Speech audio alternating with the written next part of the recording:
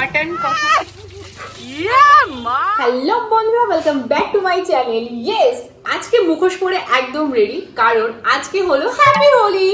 আজকের দিনটা হলো 14ই মার্চ আর এখন বাজে সকাল 12টা, মানে বেলা 12টা, নট সকাল 12টা। আমি একটা বাজে টি শার্ট পরে রেডি হয়ে নিয়েছি। হোলি খেলবো, বাড়ির লোকজনকে প্রচুর রং মাখাবো।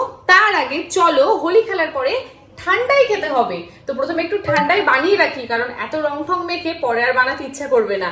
আগে চলো ঠান্ডায় রেসিপি দেখাই, দেন খেলবো হোলি। চলে এসেছি রান্নাঘরে। আজকে বানাবো হোলি স্পেশাল ঠান্ডাই রেসিপি, তোমাদের সঙ্গে শেয়ার করছি। এখানে আমি গোলাপ পাতাগুলোকে গোলাপের পাপড়িগুলোকে ভিজিয়ে দিয়েছি। এখানে আমি ড্রাই ফ্রুটস ভিজিয়েছি, কাজু, কিশমিশ, আমন্ড, খেজুর। আর এইখানে আমি ভিজিয়েছি পোস্ত, গোলমরিচ গোটা আর মৌরি।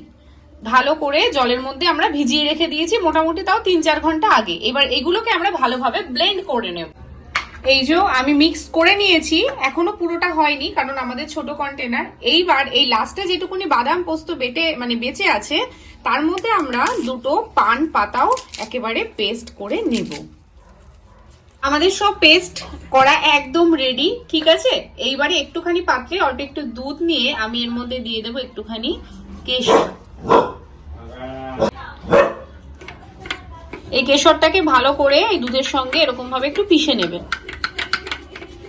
পাত্রটা নিয়ে নিলাম। এইবার এই পাত্রের মধ্যে আমি দিয়ে দেব দুধ। এটা কিন্তু ঠান্ডা দুধ, মানে জাল দিয়ে আমি ঠান্ডা করেছি। এর মধ্যে এবারে এই যে পেস্ট করে রাখা আমাদের মিক্সচার গুলো দিয়ে দেব। পান পাতা দিয়ে যে মিক্সচারটা পেস্ট করেছি সেটাও আমরা এর মধ্যে দিয়ে দেব। এইবার দিয়ে দেব কেশরটা এর মধ্যে।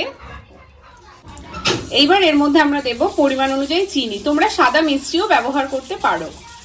আর যাবে এর মধ্যে বরফ কুচি, কারণ ঠান্ডায় না ঠান্ডাই ভালো লাগে, কিন্তু আমি এখানে ঠান্ডা জল ব্যবহার করছি। এইবার এই পুরো ব্যাপারটাকে সুন্দর করে ভালো করে মিক্সড করবে। ঠান্ডাই আমাদের রেডি। উপর থেকে ছড়িয়ে দেব এই যে আমাদের ছাদ বাগানের গোলাপের পাপড়ি। এই ঠান্ডাইটা কিন্তু হোলিতে আরো একটা রং এনে দেবে। চলো এবার এটাকে ফ্রিজের মধ্যে রেখে আমরা বেরোই হোলি খেলতে। আমি সাজাচ্ছিস সুন্দর করে। আর এই যে আমাদের সব মেখে অলরেডি ভূত হয়ে গেছে। এই সব ভূত, লাল ভূত, কিং ভূত। আমাদের মুখ এখনো ফাঁকা, এবার আমরা স্টার্ট করব। আর বালতির মধ্যে গুলিয়েছি আমি রং, যে রংটা নিয়ে এসেছিলাম, সেই কালার এসছে রঙের। এবার এটাকে কার কার মাথায় দেবো দেখা যাক। আর চিকু আমাদের বসে বসে রং খেলা দেখবে, তাই তো? রং তোমাদের মাখতে নেই, ওকে? প্রত্যেক বছর হোলিতে ঠাম্মার পায়ে এই আবির দিয়ে আমরা রং খেলাটা শুরু করি, মানে যখন আর কি বাড়িতেই থাকি। তো এই বছরও ঠাম্মাকে একটুখানি আবির মাখালাম, শরীরটা খুব একটা ভালো নেই। আর তারপরেই এই যে মামনি, কাকিমা সব বাইকে রং মাখিয়েছি। আর আমরা সব নিজেরা আবির মেখে চলে গিয়েছিলাম পাশের বাড়িতে আবির মাখাতে। বাকি আছে কোথাও? এই রসগোল্লাটাকে মাখাচ্ছি, রসগোল্লাটাকে দেখ সেই কালার হয়েছে।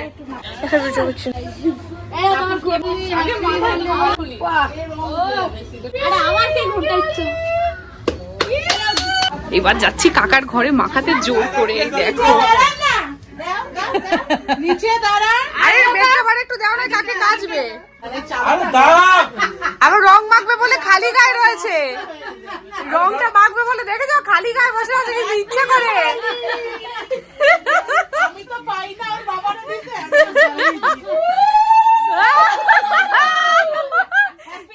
মা রং দিতে ভয় পায়, আমাকে ভূত করছে।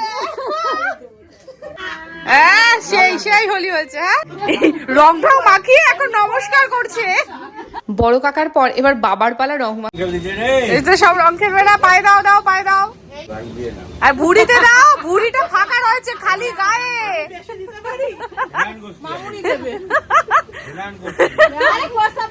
ওই নীল রংটা দাও, নীল রংটা, তবে তো রং বেরোবে। আমাদের বাড়ি বাবা কাকাদের তো রং মাখানো হয়ে গেছে। এইবারে পাশের বাড়ির কাকার কাকিমাকে সেই ধরে সবাই জম্পেশ রং মাখিয়েছে। তবে হ্যাঁ, এরা কিন্তু প্রণামও করেছে, মানে আনন্দের সঙ্গে সঙ্গে সম্মানটুকুও রেখেছে। আমরা নিজেরাই তো মাখিয়েছি। Happy Holi, happy Holi.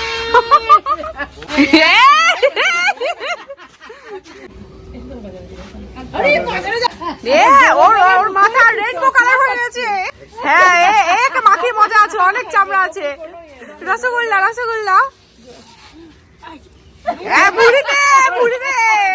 চলো এইবার আমরা পুরো টিম মিলে বেরিয়েছি রাস্তায়। আমাদের বাড়ির পাশে এই মোড়টাতে অলরেডি সবাই মিলে রং খেলছে, তাই এই যে আমরা ওইখানে এসে একে অপরের সঙ্গে ভালো করে আবির মাখালাম। আর হোলিটা কিন্তু আজকে জম্পেশ কাটিয়েছি। আর এই কাকিমাকে চেনো? আমার যতগুলো সুন্দর সুন্দর ডিজাইনার ব্লাউজ দেখো এই কাকিমাই কিন্তু বানিয়ে দেন। হাতের কাজ ওনার সত্যিই খুব সুন্দর। সবাই মিলে মা এইবার হোলি খেলা কমপ্লিট হলো।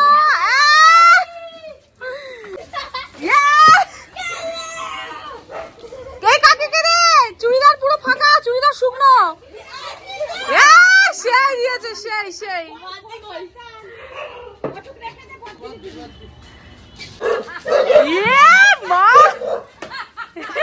এবার আমি ঠান্ডায় ঢালছি। আমরা রং টং খেলে চলে এসেছি, একটু দূরের থেকেই নিচ্ছি। আমার হাতে পায়ে পুরো রং ভর্তি। এই নাও, তোমরা একটু ঠান্ডাই খাও। হোলি খেলে সবাই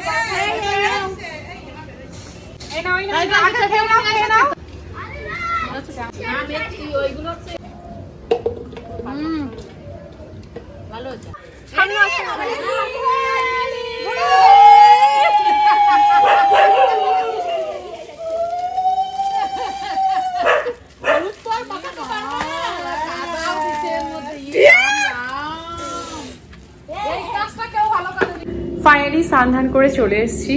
তো মুখের অবস্থা দেখতেই পাচ্ছ খুব একটা ভালো নেই, কারণ আমি ভালো করে রং তুলতে পারিনি। এখন অনেক জায়গায় রং টং লেগে আছে, মুখময় ভর্তি। তো ইটস ওকে, বেশ ভালো লাগলো। এবারে চলো দুপুরে লাঞ্চটা করে নিই, আর রাত্রে আমি স্পেশাল ডিনার বানাবো, আর তার মেনু আর রেসিপি তোমাদের সঙ্গে অবশ্যই শেয়ার করবো। হেই, ফাইনালি চলে এসেছি রান্নাঘরে, আর একটু জম্পেশ ঘুম দিয়ে নিয়েছি। মানে হোলির দিন রং টং মেখে একটুখানি স্নান করে ঘুমাবো না, এটা হতেই পারে না। মুখে টুকে এখনো লেগে আছে, দেখতে পাচ্ছ। সন্ধ্যেবেলা আজকে চা আর একটু পকোড়া করবো, বাবা আমার হাতের পকোড়া খেতে চেয়েছে। আর দেন রাত্রিবেলা আমাদের মাটন আর পোলাও হবে। তো এক এক করে রেসিপি তোমাদের সঙ্গে শেয়ার করছি। এখন চলো পকোড়াতে মনোনিবেশ করা যায়।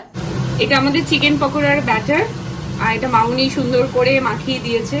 এর মধ্যে আদা, পেঁয়াজ, রসুন, গোলমরিচের গুঁড়ো, কর্নফ্লাওয়ার, ডিম আর একটু ময়দা দিয়ে সুন্দর করে ব্যাটারটা করা হয়েছে। চলো এবার পকোড়াগুলো একে একে আমি তেলের মধ্যে দিই। আর ওইদিকে মামুনি বানাচ্ছে আমাদের জন্য চা, তাই সন্ধ্যাবেলা আজকে চা আর চিকেন পকোড়া।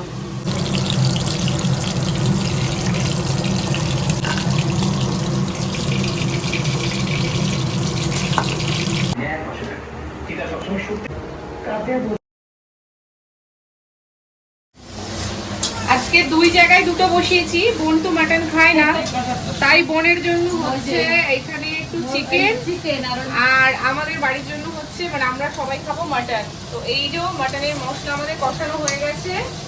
এইবার এর মধ্যে এই যে মামনি মাটনটাকে অলরেডি দই দিয়ে ম্যারিনেট করে রেখেছিল, দই একটু হলুদ আর সর্ষের তেল দিয়ে। এইবার আমি এটাকে কষানোর জন্য দিয়ে দেব। ওয়াও, আমাদের জমজমাটি রান্না কিন্তু শুরু হয়ে গেছে অনেকক্ষণ ধরে। এটাকে তাড়াতাড়িও কমপ্লিট করতে হবে। আর আমাদের অতিথিও আসছে, ভোদকা মহাশয়ও আসছে।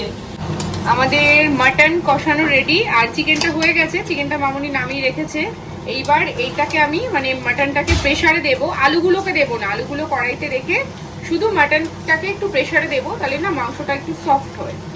মাটন তো আমি প্রেসারে বসিয়ে দিয়েছি। আর এই যে এইখানে এবার গোবিন্দভোগ চালগুলোকে ঢেলে নিচ্ছি, কারণ পোলাও হবে। চালগুলো মামুনি একবার করে ধুয়ে এই জল ঝরাতে রেখে দিয়েছে। দেখো জলটা ঝরে কিরকম ঝুড়ো ঝুড়ো হয়ে গেছে। এর মধ্যে আমি এবার দিয়ে দেব একে একে হলুদ গুঁড়ো, কারণ বাসন্তী পোলাও আর হলুদ তো লাগবেই, নইলে কালারটা আসবে কি করে। আমি কিন্তু পুরো হলুদ দিয়েই কালারটা করি। আর এই যে দিয়ে দিলাম ঘি। এবার ঘি দিয়ে আর হলুদটা দিয়ে এই গোবিন্দভোগ চালটাকে ভালো করে মাখিয়ে রেখে দেব। এটা মোটামুটি আধা ঘন্টার মতো রেখে দেবো, তারপরে পোলাওটাকে বসাবো। এতে পোলাওটা, বাসন্তী পোলাও বিশেষ করে, ভীষণ ঝুড়ো ঝুড়ো হবে। কড়াইয়ের মধ্যে রিফাইন তেল, গোটা গরম মশলা, তেজপাতা এগুলো ফোড়নে দিয়ে দিয়েছি। এইবারে এই যে আমাদের মেখে রাখা চালটাকে দিয়ে দিলাম। এবার চালটাকে এই রিফাইন অয়েল আর ঘি মিশিয়ে যে ফোড়নটা দিয়েছি, এখানে প্রায় আমি 2 থেকে 3 মিনিট ভেজে নেব। ফ্লেমটা আমি মিডিয়ামে রাখবো।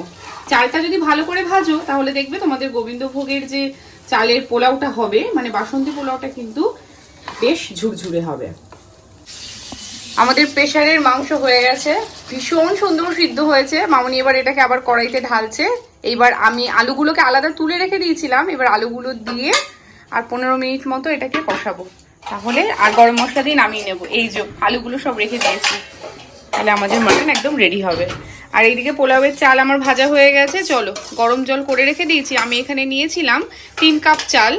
এই যে এই কাপটার 3 কাপ চাল নিয়েছি, আর আমি এই কাপের 6 কাপ জল কেটেলে গরম করতে বসিয়েছি। আমাদের পোলাও কিন্তু রান্না একদম কমপ্লিট। আমি এখানে আমার প্লেটটা সাজিয়ে নিচ্ছি। এখন বাজে হলো রাত্রি 9টা, আর আমি এখানে এই 2 হাতা মতো নিয়েছি পোলাও, আর মাটনটা মামনি অলরেডি বাটিতে তুলে রেখেছে। সাথে ছিল স্যালাড। বিশ্বাস করো খাবারটা ভীষণ ভালো ছিল, আর আমরা সবাই মোটামুটি একসঙ্গে আজকে নিচে বসে এই ডিনারটা কমপ্লিট করলাম। এর মজাটা একদমই আলাদা। আমাদের পোলাও আর এইদিকে হলো মাটন একদম রেডি। তো চলো একটু টেস্ট করে নিই। অনেকদিন পরে হলো, শান্ত মাটনটা খুব একটা হয় না যেহেতু এটা রেড মিট, আর খুব একটা হেলদি নয়। তবে হ্যাঁ, কালকে থেকে কিন্তু আবার ডায়েট রেসিপিতেই চলে যাব। চলো, এখানে আমি একটা মাটনের পিস নিয়েছি। মাটনটা ভীষণ সফট হয়েছে, এবার খেতে কতটা ভালো হয়েছে দাঁড়াও আমি একটু টেস্ট করে বলছি। চলো, একটুখানি পোলাও নিলাম।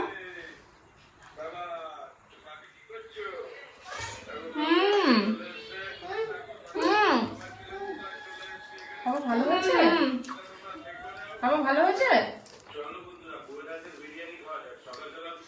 আমি এটা এনজয় করি। আর তোমরা চ্যানেলটাকে সাবস্ক্রাইব করে দিও, ভিডিওটাকে ভালো লাগলে অবশ্যই লাইক করে দিও। সবাই ভীষণ ভালো থেকো, আর সবাইকে ওয়ান্স এগেইন হ্যাপি হোলি।